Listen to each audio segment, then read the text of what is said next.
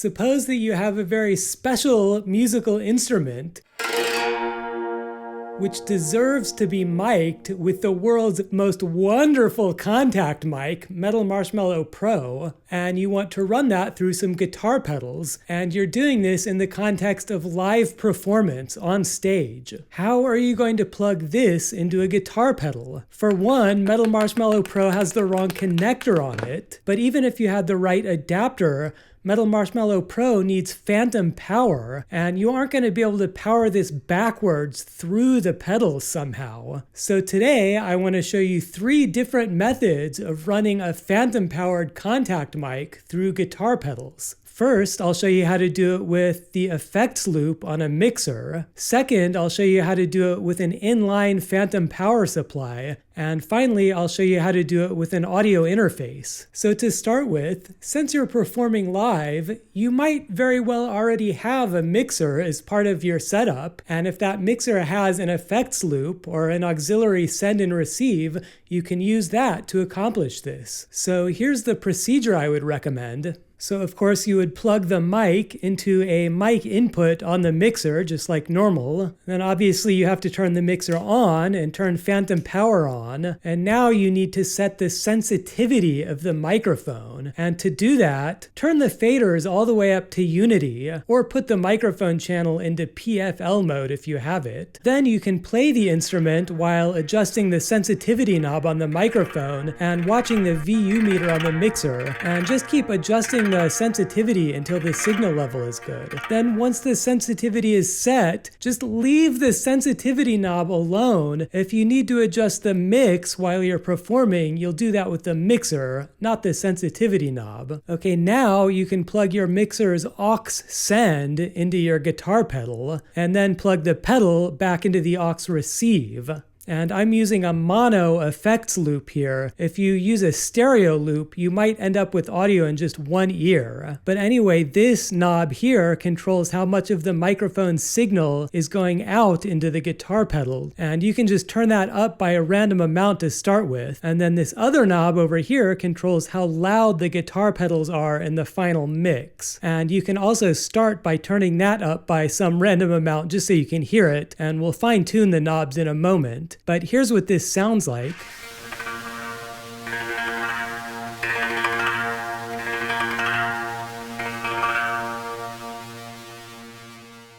So I hear my guitar pedal, but I also hear the original clean sound of the microphone mixed in with it. I'm not sure that's what I wanted, but if I turn the fader down, that turns everything down.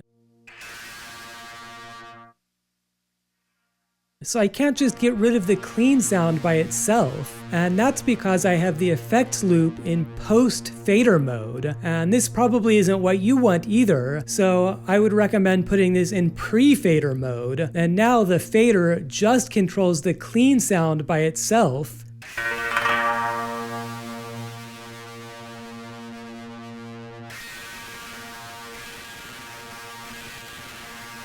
And the knob just controls the effects loop by itself.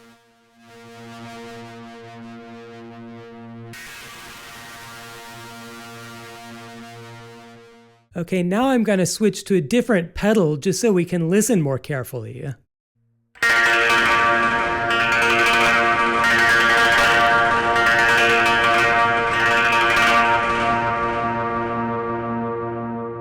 So the sound is quite distorted in a way that's not desirable. Something's clipping. And if I go back to listening to just the mic by itself, that still sounds fine, so it must be the pedal that's clipping.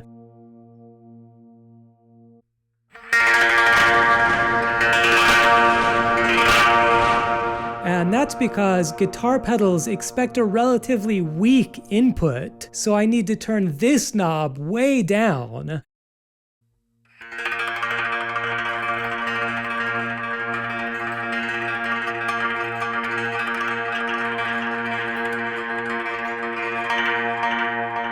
And now it sounds fine, but it's a little too quiet in the mix, so I can turn this other knob up. In fact, I'm just going to turn it all the way up.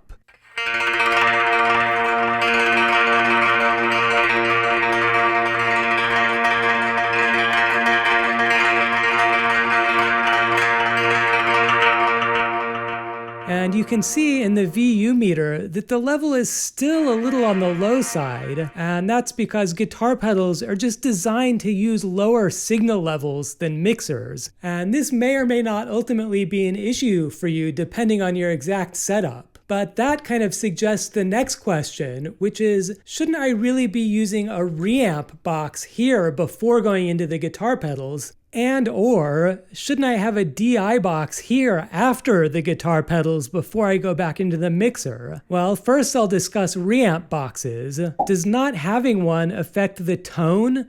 Like, are some frequencies being filtered out? Well, the answer is no. On purely analytical grounds, I can say for certain that the reamp box will not affect the tone either way. And this is a complicated issue, but briefly, here you have a low impedance output going into a high impedance input, and this isn't optimal for power transfer, but you aren't trying to transfer power, you're just trying to measure the voltage. So this is the ideal configuration, and the tone will not be affected whether or not you have a reamp box. A reamp box would help reduce the signal level going into the pedals, but I've already shown that you can just do that with this knob. So as long as you have a knob like this, I don't see any reason to use a reamp box. Whether or not to use a DI box is a little more nuanced. First, it definitely would help with the low signal level. So if that's an issue, it might be reason enough to use one. But I really want to know if not using a DI box affects the tone. Like, you couldn't just plug a guitar into one of these inputs. Well, you could, but the low frequencies would be filtered out. And again, this is a complex topic, but that's ultimately because guitars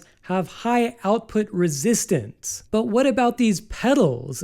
The output resistance is somewhat high, but not as high as guitar, and it's just enough that I'm not really sure how much of an issue it's going to be. And of course, none of this is standardized, so I can't really find out analytically. So in order to test it, I built this shitty DI box. It's actually just a buffer amplifier that is going to solve any impedance issues, if there are any, without raising the signal level, just so that we can make comparisons. And just to remind you, this is what it sounded like without the DI box.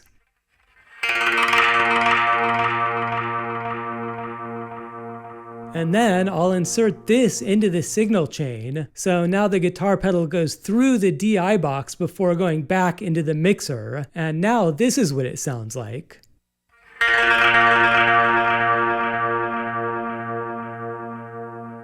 And here they are back to back.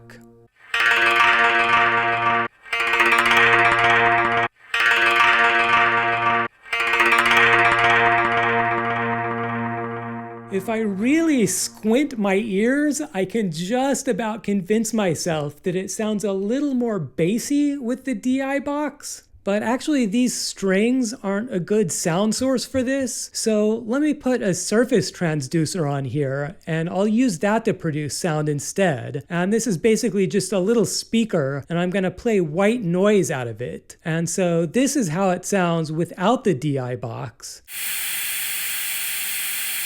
And here it is with the DI box. So then I plotted both of those, and you can see that I am losing a few decibels on the low end by not using a DI box. But on the other hand, here's the noise floor of my setup. I think there's something wrong with my mixer's power supply, but you aren't supposed to look at that. I'm just looking over here. So even without the DI box, there's plenty of signal, even at very low frequencies. So if you're worried about the little bit that you're losing on the low end by not using a DI box, you could easily just EQ that out. But as I said, none of this is standardized, so your mileage may vary. But I personally probably wouldn't worry about the DI box unless the low signal level was going to be an issue. Okay, so moving on, sometimes you might not have a mixer, or the house mixer might be inaccessible for some reason. So now I'll show you how to run Metal Marshmallow Pro through guitar pedals using an inline phantom power supply. And this is not a product review channel, and this is not a sponsored video in any way. But this thing has a battery inside of it, and it'll supply phantom power kind of out one side, but not out the other side, if that makes sense. So you can plug your contact mic into it and turn it on, and so now the mic is powered. And then if you have the right adapter, now you can plug that into your guitar pedals. And I don't know what you plan on doing with this. I'm assuming you're doing this because you want to plug your pedals into a guitar amp or something like that. Although you could also plug this into a mixer or whatever. Although if you're going into a line level input, the previous discussion of DI boxes still applies. In my case, I'm just going to sneakily snatch this away off screen so I can plug it into my computer so I can actually record the audio for this video. But anyway, here's what that sounds like.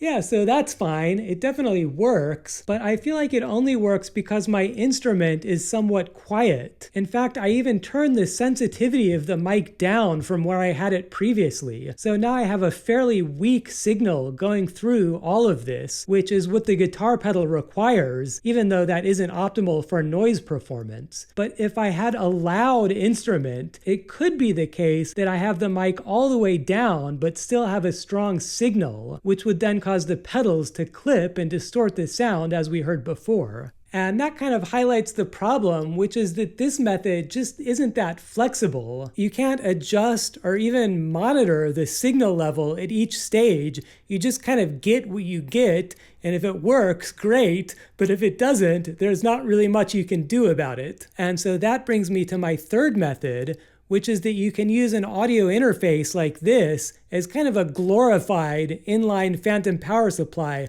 that also gives you more control over the signal levels. And I honestly don't like the newer Focusrites as much as this older one that I've got here. Somewhere, I also have a Behringer Euphoria that I really like, and the 4-channel one that I have can be powered with a wall adapter, whereas this Focusrite needs USB power, which may or may not be an inconvenience on stage. But anyway, you can use the same procedure with this as with the mixer. So again, you plug the mic in, you power the interface on, turn phantom power on, set the input gain to unity, if it's even labeled, which this one isn't, but I think it's about here. Then you can adjust the mic's sensitivity while watching the signal level indicator until the signal level is good. Okay, then you can plug the interface's output into the guitar pedals. And then again, I don't know what you're going to plug your pedals into. You can plug it into your amp or whatever again. In my case, I'm going to do something stupid and plug this back into channel 2 of the interface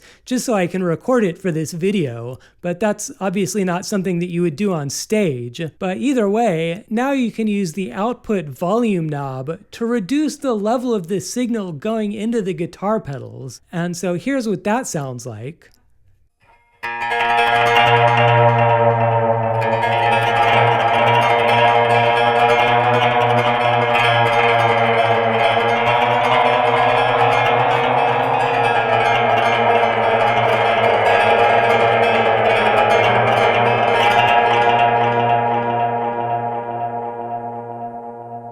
Yeah, so that also works fine.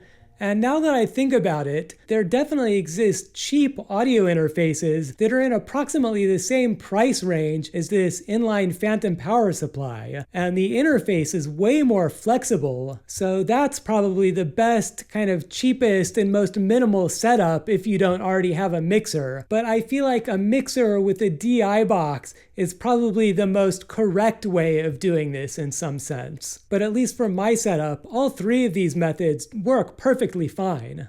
Anyway, now that only the cool people are still watching, let me tell you a funny story. This past spring, I found these weeds growing behind Walmart, and this really is classified as a noxious weed, so I started harvesting it in order to extract its sweet, sweet isotan B molecules. It's what plants crave. And with a little ammonia and some oxygen, it turns into indigo dye. This is the magical blue dye that makes your blue jeans blue. It's the dye that samurai used to wear in battle.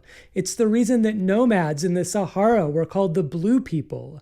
It's a color so essential that Isaac Newton added it to the rainbow. And with a reducing agent, this transforms again into leuco-indigo, which is clear and yellowish and dissolves in water. Relatedly, alpaca is my favorite wool.